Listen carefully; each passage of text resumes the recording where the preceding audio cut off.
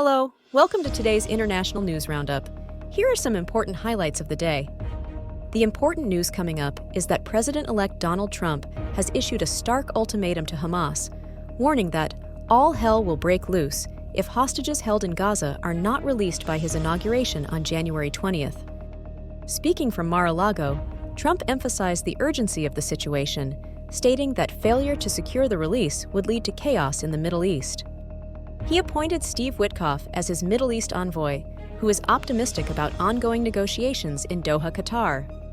However, a senior Biden administration official described the talks as challenging, underscoring the complexity of achieving a ceasefire amidst escalating violence in Gaza.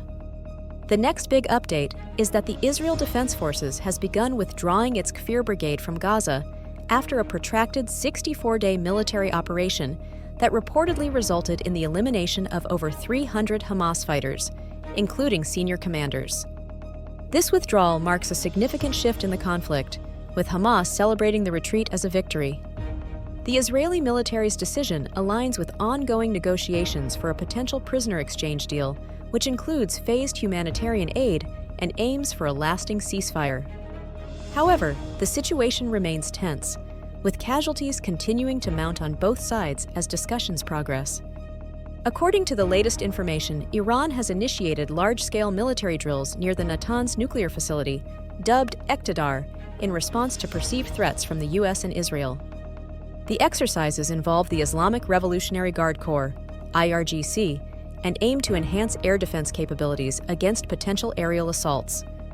This escalation comes amid reports that President Biden's administration is considering military options should Iran advance its nuclear program before Trump's inauguration.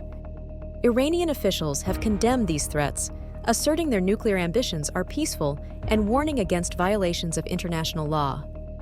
The next major news is that a major attack by Hamas in Jabalia has reportedly resulted in the complete destruction of an entire Israeli military unit.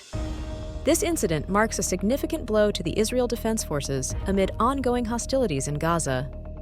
The assault comes as tensions escalate, with Israeli airstrikes continuing to target various locations across the region.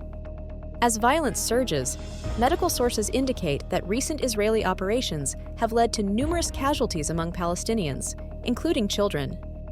The situation remains dire as both sides brace for further conflict amidst international calls for restraint. The latest news is that President-elect Donald Trump has stirred controversy by demanding that Canada pay to use the U.S. military, suggesting that the country should become the 51st state. During a press conference at Mar-a-Lago, Trump criticized Canada for relying on American defense while incurring significant trade deficits. Canadian Prime Minister Justin Trudeau swiftly rejected Trump's proposal, stating there is no chance in hell that Canada would merge with the U.S. This exchange highlights ongoing tensions over trade and military support between the two neighboring countries. Our next big report is that President-elect Donald Trump has escalated his rhetoric regarding the potential acquisition of Greenland and control over the Panama Canal, suggesting he may employ military force if necessary. During a press conference at Mar-a-Lago, Trump emphasized the strategic importance of both locations for U.S. national security, criticizing past administrations for their handling of these territories. He stated, "I'm not going to commit to that," when asked about military options, while also indicating that economic pressure could be used against Canada to facilitate its annexation as the 51st state. Trump's aggressive stance has drawn swift backlash from Canadian and Panamanian officials, who firmly reject his claims and threats. The next big update is that President-elect Donald Trump has expressed sympathy for Russia's opposition to Ukraine's NATO membership, claiming that President Biden's support for Ukraine's aspirations has provoked Moscow. During a press conference on January 7th, Trump stated, "I could understand their feelings about that," referring to Russia's long-standing concerns regarding NATO expansion. He criticized Biden's foreign policy decisions, asserting they contributed to the escalation of the conflict. Trump indicated he would seek negotiations with Russian President Vladimir Putin after his inauguration, emphasizing the need for a new approach to resolve the ongoing war in Ukraine.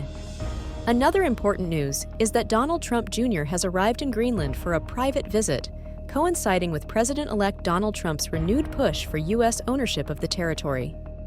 Trump reiterated his desire to acquire Greenland, claiming it would significantly benefit its residents and enhance U.S. national security. Despite the controversy, Danish officials have firmly stated that Greenland is not for sale. Trump Jr. characterized his trip as a personal excursion, emphasizing no official meetings were planned. The visit raises speculation about potential U.S. intentions regarding the resource-rich island amid ongoing geopolitical tensions. The next piece of news is that Russian forces have intensified their offensive operations in Donetsk, claiming the capture of the strategic town of Kurakhove amid ongoing conflicts. This assault has reportedly caught Ukrainian troops off guard, leading to significant territorial gains for Russia in the region. Concurrently, fighting has escalated in Kursk, where Ukrainian forces are conducting long-range strikes against Russian positions. Analysts note a shift in Russian tactics, with increased coordination and troop deployments aimed at overwhelming Ukrainian defenses. The situation remains fluid as both sides brace for further confrontations in this critical phase of the conflict. The next big information is that Turkey has issued a final warning to U.S.-backed Kurdish forces in Syria, demanding the disbandment of the People's Protection Units or face military action. Foreign Minister Hakan Fidan stated that if the YPG does not comply with Ankara's conditions following the fall of President Bashar al-Assad, Turkey will take necessary measures, including a military operation.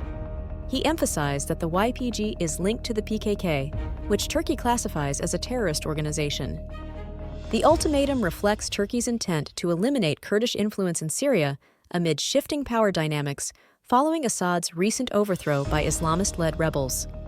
Share your opinion on this topic by commenting, like this video, share it, and don't forget to subscribe to the channel for more videos. Thank you.